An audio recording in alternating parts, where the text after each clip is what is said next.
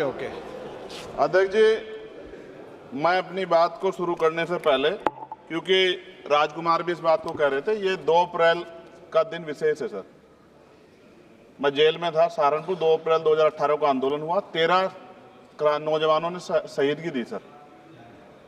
मैं उनको नमन करता हूं सर। और आज फिर 2 अप्रैल है, एक और शहीदगी की तैयारी लग रही। तो मैं उन क्रांतिकारियों को भी आज याद करता हूं जिन्होंने, मुस्लिम क्रांतिकारी जिन्होंने देश की आज़ादी में योगदान दिया।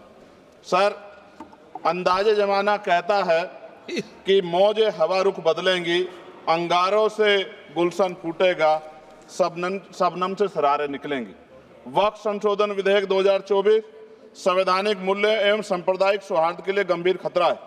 वक्फ संशोधन विधेयक 2024 संवैधानिक अधिकारों, विधिक सिद्धांतों और धार्मिक स्वतंत्रता पर गंभीर आघात है। विधेयक वक्फ प्रबंधन को कुशल और प्रभावी बनाने का दावा करता है, लेकिन इसके 44 संशोधन इन वादों को पूरा करने में असफल है। हमारा मानना है कि इस संशोधन से स्पष्टता, साक्ष्य और मूल कारण विश्लेषण का अभाव होगा। पूर्व संशोधनों का मूल्यांकन नहीं होगा, हितधारकों से परामर्श की पारदर्शिता नहीं होगी, मौलिक अधिकारों का उल्लंघन होगा। Article 13, article 14, article 25, article 26, article 50, article 300 सर्वोच्च न्यायालय के निर्णय, स्थापित कानून और इस्लामी सिद्धांत और संविधान की भावना का उल्लंघन होगा। असत्य वादे बनाम वास्तविक प्रभाव, विधेयक सुधार और सशक्तिकरण का दावा करता है, लेकिन वास्तव में धार्मिक संपत्तियों के पुनः वर्गीकरण जब्ती का प्रावधान संशोधन 39A, ऐतिहासिक मस्जिदों, कब्रिस्तानों को सरकारी संपत्ति घोषित करना, जिससे सांप्रदायिक तनाव पैदा हो सकता है। जिलाधिकारियों को अत्यधिक अधिकार प्राप्त करना, संशोधन 4B।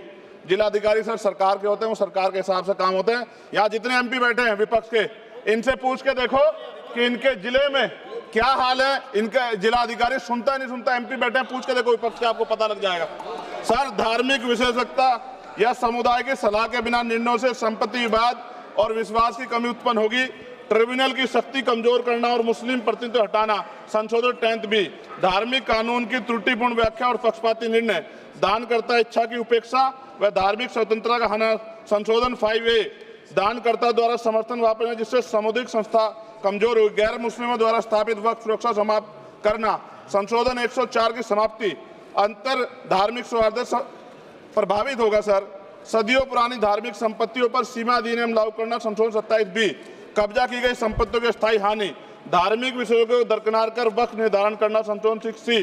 धार्मिक ज्ञान के अभाव में संपत्तियों गलत वर्गीकरण, पंजीकृत वक्फ घोषणाओं को अपराध घोषित करना, संशोधन 312। भय के माहौल में धार्मिक दान में गिरावट, मनमाने सर्वेक्षण को और वर्गीकरण की अनुमति देना, संशोधन 8A। धन्यवाद वकील साहब। सर, अभी पूरा दो जाने दो। सारी धाराएं पढ़ दोगे आप तो? सर, 2 मिनट में खत्म करूंगा और ये इंपॉर्टेंट है सर, मौका दीजिए सर। बिना जवाबदेही के बड़े पैमाने पर वक्फ संपत्तियों का पुनः वर्गीकरण, प्रशासनिक भ्रम और प्रभावशीलता को नुकसान पहुंचाना, संशोधन 12D। कानूनी विवाद और कुप्रबंधन को वक्फ बोर्डों की विश्वसनीयता का नुकसान, स्पष्ट आधारों पर राज्य द्वारा वक्फ बोर्ड को भंग करने का अधिकार, संशोधन 3C। राज्य के व्यापक विरोध प्रदर्शन धार्मिक लक्ष्य का लक्ष्य, सार्वजनिक हित के नाम पर वक्फ प्रशासन पर पूर्ण नियंत्रण, संशोधन 37C2। व्यापक स्तर पर अशांति विरोध प्रदर्शन, कानून व्यवस्था की गंभीर स्थिति। सर, सरकार के उद्देश्य से नजर आता है मुस्लिम समुदाय के योगदानों पर नियंत्रण स्थापित करना, मुसलमानों को उनकी वक्फ संपत्ति वंचित करना, वक्फ स्थापित करने का अधिकार प्रतिबंध लगाना, वाकिफ और मुतवल्ली की इस्लामी परिवर्तन करना। इस विधेयक को वर्तमान रूप से स्वीकार करें और समावेशी परामर्श, कानून स्पष्टता, संवैधानिक धार्मिक सुरक्षा सुनिश्चित करें। सर, ये तो बिल पे था सर, क्योंकि आप कहते हैं बिल पे बोलना चाहिए 2 दिन नहीं, लेकिन सर मैं सुबह से सुन रहा हूं सर 2-3 चीजें बोलूंगा सर। जो विद्वान सरकार मुसलमानों की कितनी हितैषी है सर, कुछ कह रहे हैं क्या? जो विद्वान होता है वो बिल पे बोलता है। सर बस खत्म कर रहा हूं। सरकार कितनी हितैषी है सर? केंद्रीय मंत्रिमंडल में एक भी मुस्लिम मंत्री नहीं है। सच तो यह है कि अभी ईद पे नमाज पढ़ने के लिए भी नए नियम बनाए गए और जो नमाज पढ़ रहे थे उनके पीछे पुलिस कर्मचारी लाठी लेकर खड़ा था, मैंने खुद देखा सर। अगर सरकार इतनी देर सच्चर कमेटी की रिपोर्ट पर चर्चा कराएगी, बिल्किस बानो के आरोपियों का जेल से बाहर आने के बाद स्वागत किया गया सर। मुसलमानों की जमीन की बात है, SC/ST की जो जमीन है वो छीनी जा रही है सर। कानून से ऊपर उठकर मुसलमानों घरों पर बुलडोजर चलाए गए, सबने देखा। सुरक्षा की बात करते हैं, लिंचिंग की गई, मुसलमान मारे गए सर। कावड़ यात्रा में गरीबों के ठेलों पे सुप्रीम कोर्ट ने ऑर्डर किया कि नाम मत लिखवाओ, देश को मत तोड़ो। अंत में सर बात निकली है तो दूर तक जाएगी। पार्टी सरकार के नेता यात्रा निकाल के कहते हैं मुसलमानों को भगाओ।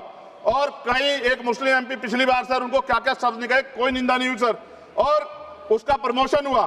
और कभी आपके नेता कहते हैं सरकार गोली मारो, और आप हिंदू राष्ट्र की बात करते हैं सर। मेरा ये कहना है सर, मैं इसका पुरजोर विरोध करता हूं और अपनी एक शायरी के साथ खत्म करूंगा। तो बहुत सुनी मैंने आज दोनों तरफ, जब तक ना बदले जालिम हुकूमत का मिजाज, एहतजाज एहतजाज एहतजाज, और ये तब तक रहेगा जब तक सर अपनी सरकार सोच नहीं होती। धन्यवाद सर।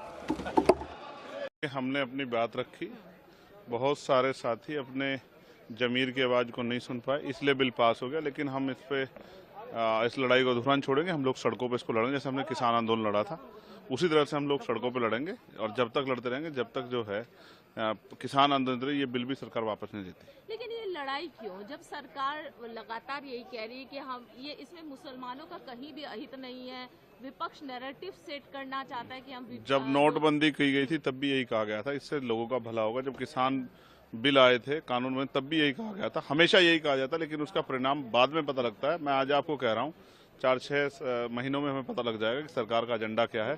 इसलिए क्योंकि ये बिल कॉन्स्टिट्यूशन के अगेंस्ट में है, संविधान विरोधी, इसलिए हम लोग और मुसलमानों के खिलाफ है। इसलिए फिर भी हम अपनी बात को सड़क पर जाकर रखेंगे। आज हमने पार्लियामेंट में रखी है, अब हम सड़क पर जाकर अपनी बात जनता के बीच में रखेंगे। कल आज ही मतलब अगर राज्यसभा में हो जाएगा, डिस्कशन होगा इस पूरे विषय पर, उस पर क्या कुछ कहेंगे?